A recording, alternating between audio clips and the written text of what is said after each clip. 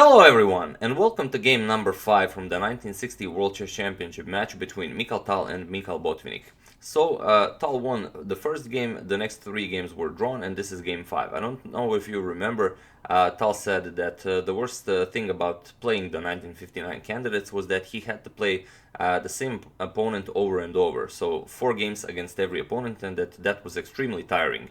You have to keep preparing for the same opponent over and over, and that was 4 games. Here he will face Mikhail Botvinnik over and over and over, so this is even more tiring. But he does have to prepare, and yeah, I mean, it's what he signed up for. So his idea is, again, he has the white pieces in this game, and what does he do? He knows that Botvinnik will again go for the Caro-Kann, as Tal did try that psychological trick on move 5 in game 3, that G captures on f3, but as that didn't work, there's kind of no point in repeating that again. So Tal's idea was, maybe Botvinnik probably isn't expecting me to use something Smyslov already used against him in their World Chess Championship match, as those variations are kind of prohibited because Botvinnik probably thoroughly analyzed them and there's no point in repeating Smyslov's moves.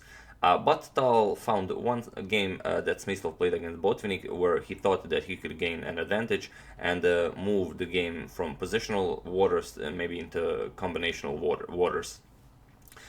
So let's see this game, and before we start the game, let's marvel at this photo of Tal and Botvinnik one more time. I will try to prepare some other photos for game 6 and beyond, but for now we have this one. So that being said, let's see the game. Tal has the white pieces, and again he opens with e4. Botvinnik goes for the Caro-Kann. We have d4, d5, knight to c3, and now d captures on e4. Knight captures on e4, and now bishop to f5. Tal goes for knight to g3, attacking the bishop on f5 and kicking it back. Although during the game, Tal did consider this bishop to d3 move. You know, I'm playing the World Championship, so why not sacrifice a pawn immediately? With the idea that if queen captures, knight to f3, queen goes back, and now queen to e2. And the white would definitely get a lot of development for the price of one pawn, but it's maybe a too risky thing to try out in a World Chess Championship match. But Tal said if this idea doesn't work against the Caro-Kann, maybe he will have to resort to ideas like that. So knight to g3, attacking the bishop, bishop to g6, and this is a position from one of Smyslov's games against Botvinnik, where Smyslov continued with h4, and Tal didn't want to repeat that, so he prepared another move. He prepared knight to e2. And now Tal's idea is pretty clear. He wants to go knight f4, he wants to go bishop to c4, and Botvinnik was not prepared for this. As Tal says, but it took Botvinnik some 20 minutes to figure out his next move, and he played e6. So, okay, Tal continues with h4. The threat is, of course, h5. So, h6 by Botvinnik, and we have knight to f4 now. Bishop to h6, not allowing Tal to exchange this knight for Botvinnik's light square bishop. And now Tal goes for bishop to c4. Instead of bishop to c4, c3 is a more solid move, as Tal says it himself, as after bishop to c4, white always has to worry about this pawn on c2 weakness, as the bishop on h7 is eyeing it, and also the d4 pawn is relatively weak.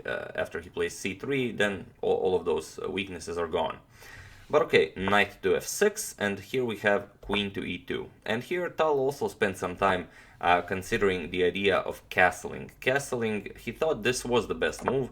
After castling and black develops with bishop to d6, now Tal's idea was to capture knight e6. Simply to keep the king in the center of the board. After f captures, bishop captures, but he couldn't find any deadly ideas during the game. Later he says that in his home analysis he found some improvements to this, but Botvinnik probably already checked this sacrifice as well. So if he didn't play it now in game 5, there's no point like playing it in game 7, because Botvinnik will be ready for it. So after knight f6, queen to e2.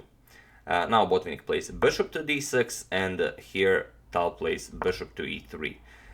One interesting idea would definitely be bishop captures on e6. If f captures on e6, then white would definitely have the advantage.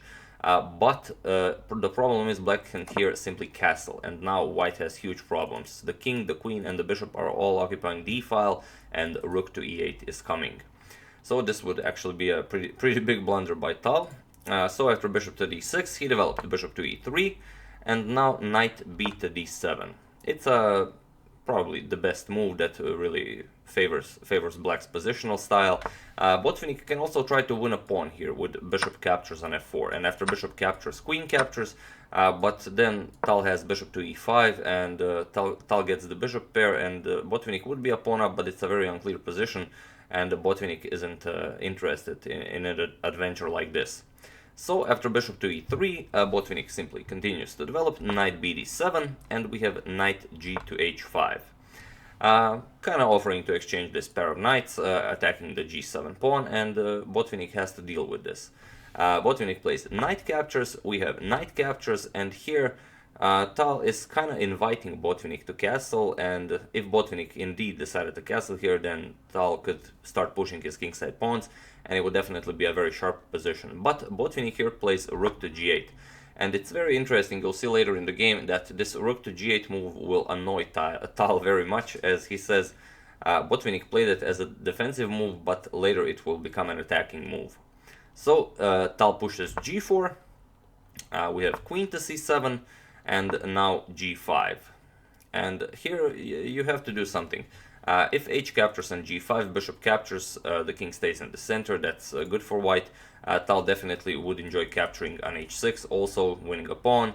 So Botvinnik has to do something, and he plays bishop to g6. And this is a very interesting idea that prevents white from doing either of those things, because now if h captures on, if g captures on h6, Botvinnik defends this with a tactic queen to a5 check, and now Tal simply loses a piece because the bishop and the queen are attacking the knight. So after bishop to g6, Tal played queenside castle, and here Botvinnik castled as well. Here Tal played knight to g3. Here Tal is preparing h5. He wants to push h5, and after the bishop moves, push g6, and then the bishop will eliminate the e6 pawn after f captures on g6. And there are a couple of ways black could take care of this. For example, black could try bishop captures on g3, but after f captures and queen captures, now Tal could simply capture on h6. Pawn captures, and bishop captures. Black didn't really win anything here. The material is equal, and Tal now has the bishop pair. So this wouldn't really be a good idea for black. So instead, Botvinnik played h captures on g5, not allowing Tal to push the pawns. Bishop captures on g5, attacking the rook, and now we have bishop to f4 check, forcing Tal to exchange and simplify the position. Bishop captures, queen captures with check, and now queen to e3. Tal definitely doesn't mind exchanging queens on e3, as this would strengthen his center, but here Botvinnik plays a move that really annoyed Tal. Botvinnik played queen to h6, and now as Tal can't really avoid the trade of queens, he will have to capture on h6 at some point, and then after Botvinnik recaptures, g captures on h6, then this rook to g8 that was played as a defensive move now becomes an attacking move, as the rook gains an open g file. So bishop to d3, now Botvinnik simplifies even further, bishop captures, rook captures, and now knight to b6, preparing knight to d5 to attack the queen, maybe even c4. So Tal gets rid of the queen. Queen captures, g captures on h6, and now rook to f3, attacking the f7 pawn. But also, if the f7 pawn is defended, threatening rook to f6 to go for the h6 pawn. So Botvinnik stops both ideas. He plays f5, and now rook to e1. With rook to e1, Tal is attacking the e6 pawn, and he offers a simplification if Botvinnik decides to capture the d4 pawn. But he's also setting a very deadly trap. If Botvinnik maybe decided to defend this pawn with rook to g6, then comes h5, and after the rook moves, knight to e4, attacking the rook. You can't capture the knight, as you lose the rook. So after the rook moves, now comes knight to c5 with the threat of knight captures on e6. Botvinnik, of course, didn't fall for this. He played rook to d6 to defend the e-pawn that way. And now Tal played c3, solidifying his d4 pawn. Rook to g4, now going after the h4 pawn, and here Tal played knight to e2 with the idea, okay, Botvinnik will capture, but I will play knight to f4 and then pick up the e6 pawn. But Botvinnik stops this immediately with knight to d5. Now the knight can no longer come to f4. And here Tal realized that again, as much as he tries, his position is again very passive. He went rook h1, he has to defend the pawn, but now comes rook d8, as the rook wasn't really active on d6. Rook to g3, offering a trade of rooks. Botvinnik accepts, rook captures, pawn captures, and now rook to g8. Pressuring that, as that g3 pawn is white's weakest point in the game. So king to d2, rook to g4, we have king to e1, and now rook to d7. And here it was Smyslov's suggestion after the game that maybe, although bringing your king into the game during the endgame is the correct way to go, maybe rook to e4 followed by knight f6 to g4 would give black a better position. But okay, that's something that was, found after the game. So king to d7 by Botvinnik, king to f2, and now rook to e4. Rook to e1, king goes deeper into the position, king d6, now knight to c1. Tal wants to force an exchange of rooks, as his rook is doing nothing and Botvinnik's rook is pretty active. So rook captures, king captures, and now c5.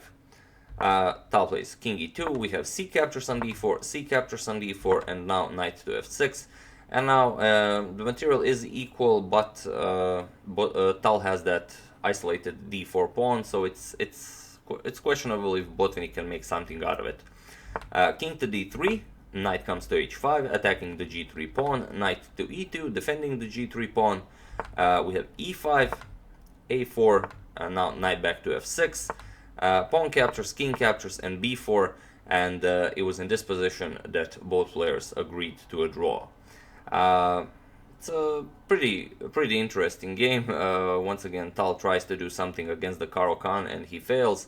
So this is game 5. I do hope you enjoyed it. One thing, they agreed to a draw here, not because they didn't want to play this, because they played out the entire game in their heads, and this is the variation both of them agreed to after the game.